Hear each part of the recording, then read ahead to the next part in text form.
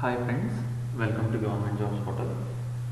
Okay, so ఈ వీడియోలో మనం కరెంట్ అఫైర్స్ మార్చ్ 7th చూద్దాం. ఓకే, సో నెక్స్ట్ మిగతా కూడా నేను ఈరోజే మిగతా కూడా అప్లోడ్ చేస్తాను. Okay, so first national current affairs చూద్దాం. CCEA approves revised cost estimate of Koteshwar hydroelectric project. So ఇక్కడ CCEA అంటే ఏంటి? Cabinet committee on economic affairs. So cabinet committee on economic affairs ఏం చేశారంటే కోటేశ్వర్లో హైడ్రో ఎలక్ట్రిక్ ప్రాజెక్ట్ కడుతున్నారన్నమాట. అది ఎంత మెగావాట్ అంటే 400 megawatts. Okay, hydroelectric project HEP. Okay, ఆ కోటేశ్వర్ ఎక్కడ ఉంది అంటే ఉత్తరాఖండ్లో ఉంది. ఎవరు కడుతున్నారంటే Tehri hydro development corporation THDC.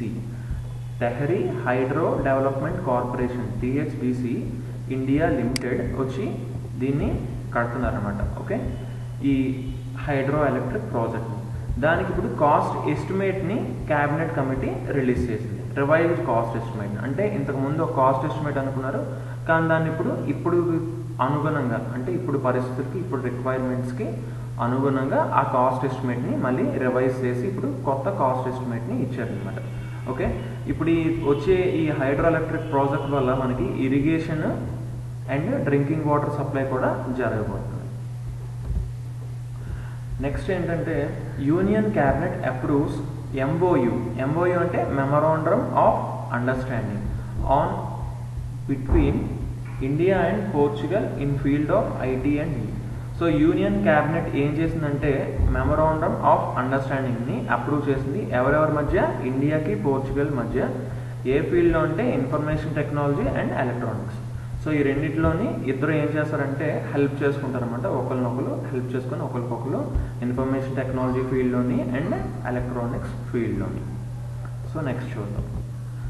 Special commemorative postage stamp on 100 years of Yogoda Satsang Math release. So ఈ యోగోదా సత్సంగ్ అంటే ఏంటంటే పరమహంస యోగానంద 1917లో స్టార్ట్ చేశారు అనమాట ఈ యోగోదా సత్సంగ్. ఓకే, దీన్ని పరమహంస యోగానంద ఎప్పుడు స్టార్ట్ చేశారు? 1917. సో కరెక్ట్గా ఇప్పుడు 2017. సో కరెక్ట్గా 100 years అయింది. సో ఆ 100 years అయ్యింది కాబట్టి మన ప్రైమ్ మినిస్టర్ నరేంద్ర మోదీ గారు ఈ స్టాంప్ని రిలీజ్ చేశారనమాట. పోస్టేజ్ స్టాంప్ దేని మీద? యోగోదా సత్సంగ్ మీద. ఓకే, సో దీన్ని బయట ఏమని పిలుస్తారంటే యోగోదా సత్సంగ్ని సెల్ఫ్ రియలైజేషన్ ఫెలోషిప్ అని బయట కంట్రీస్లో దీన్ని పిలుస్తారు. Next cabinet approves MOU on renewable energy between India and Portugal. So cabinet ఇంకొక MOU అప్రూవ్ చేసింది. ఏంటిది MOU అంటే మెమరాండమ్ ఆఫ్ అండర్స్టాండింగ్. సో దీన్ని ఎక్కడ? ఇండియాకి పోర్చుగల్కి మధ్యన. దేని మధ్యలో? Renewable energy sources. వాటిని రెన్యూవబుల్ అంటే మళ్ళీ తిరిగి యూజ్ చేసుకునే ఎనర్జీ సోర్సెస్ అనమాట. వాటి మధ్యన వాటిని యూజ్ చేసుకోవడానికి అండ్ ఇద్దరిని 2 countriesని ఎంకరేజ్ చేసుకోవడానికి 2 countriesని ప్రమోట్ చేసుకోవడానికి దీన్ని ఈ MOU యూజ్ అవుతుంది అనమాట. సో ఈ MOU యాక్చువల్లీ January 2017లోనే ఢిల్లీలో దీన్ని సైన్ చేశారు, గవర్నమెంట్ సైన్ చేసింది. దాన్ని ఇప్పుడు క్యాబినెట్ ఆమోదించింది అనమాట. Okay, so next 13th executive committee meeting of international smart grid action network. So international smart grid action network ఇదేంటి? ISGAN. అది ఏంటంటే అది యాక్చువల్లీ ఒక agreement under international energy agency. ఇంటర్నేషనల్గా ఎనర్జీ ఏజెన్సీ ఉంది కదా, దానిలోని అన్ని కంట్రీస్, ఎన్ని కంట్రీస్ అంటే టోటల్ 25 countries పార్టిసిపేట్ చేస్తున్నాయి ఇందులోని మెంబర్స్ అనమాట. ఈ ISGAN అంటే ఏంటి? International smart grid action network. So ఈ నెట్వర్క్లో ఎన్ని కంట్రీస్? 25 countries ఉన్నాయి. దాని 13th ఎగ్జిక్యూటివ్ కమిటీ మీటింగ్ వచ్చి గురుగాంలో జరిగింది, మన ఇండియాలో జరిగింది అనమాట. గురుగాంలో ఎక్కడ జరిగింది? పవర్ గ్రిడ్ కార్పొరేట్ సెంటర్లో జరిగింది. పవర్ గ్రిడ్ కార్పొరేట్ సెంటర్లో గురుగాంలో మన కంట్రీలోనే జరిగింది. సో దీనికి ఎంతమంది వచ్చారంటే ఈ మీటింగ్కి, ఈ 13th ఎగ్జిక్యూటివ్ కమిటీకి 18 countries నుంచి 36 రిప్రజెంటేటివ్స్ వచ్చారు. టోటల్ ఎన్ని కంట్రీస్ ఉన్నాయి? 25 countries మెంబర్షిప్స్ ఉంటే ఈ ఇయర్ మాత్రం 18 countries పార్టిసిపేట్ చేశాయి అనమాట మీటింగ్లో. ఇప్పుడు మనం ఇంటర్నేషనల్ కరెంట్ అఫైర్స్ చూద్దాం. China hikes defence budget to $152 billion. China ఇప్పుడు వాళ్ళ డిఫెన్స్ వాళ్ళ ఆర్మీ మీద ఎంత ఖర్చు పెడుతుందంటే లాస్ట్ ఇయర్ కంటే 7% ఎక్కువ ఖర్చు పెడుతుందంట. మొత్తం ఇప్పుడు ఎంత అయిందంటే $152 బిలియన్, అంటే చాలా చాలా ఎక్కువ. ఇది మన ఇండియన్ డిఫెన్స్ బడ్జెట్కి 3 times హయ్యర్. మనది 53.5 బిలియన్ అయితే వాళ్ళది 152 బిలియన్. సో మనకి 3 times ఎక్కువ ఖర్చు పెడుతుంది అనమాట ఇప్పుడు చైనా. సో చాలా స్ట్రాంగ్ ఆర్మీని బిల్డ్ చేస్తుంది. ఓకే, సో నెక్స్ట్ చూద్దాం. ఇప్పుడు బ్యాంకింగ్, బిజినెస్ అండ్ ఎకానమీ చూద్దాం. Facebook launches she leads tech to mentor women entrepreneurs. Entrepreneurs అంటే ఓన్గా బిజినెస్ చేసేవాళ్ళు, startups, anything. Okay, she leads tech. ఇప్పుడు మనకు ఉమెన్స్ డే వచ్చింది కాబట్టి ఫేస్బుక్ ఏం చేశాడంటే లాంచ్ చేశాడు కొత్తది, షీ లీడ్స్ టెక్ అని. ఇందులోని ఇది యాక్చువల్లీ 1 year ప్రోగ్రామ్ అనమాట. ఇందులోని ఉమెన్ ఎవరైతే కొత్తగా స్టార్టప్ కంపెనీస్ పెట్టుకున్నారో అండ్ ఉమెన్ కంపెనీస్ పెట్టుకున్నారు, ఇంకా పార్ట్నర్స్గా కూడా ఉన్నారు. ఉమెనే పార్ట్నర్స్గా ఉండాలి అండ్ ఉమెన్ కంపెనీస్ పెట్టుకోవాలి, వాళ్ళ ఓన్ కంపెనీస్. వాళ్ళకి 1 year ఈ ప్రోగ్రామ్ ఉంది.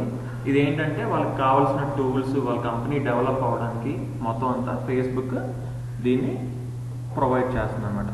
యాక్చువల్లీ ఫేస్బుక్ లాస్ట్ ఇయర్ 2016లో కూడా షీ మీన్స్ బిజినెస్ అని ఒక ప్రోగ్రామ్ని లాంచ్ చేసింది. షీ మీన్స్ బిజినెస్ అని, అది కూడా లాస్ట్ ఇయర్ ఉమెన్స్ డేకి ఇది లాంచ్ చేసింది ఈ ప్రోగ్రామ్ని.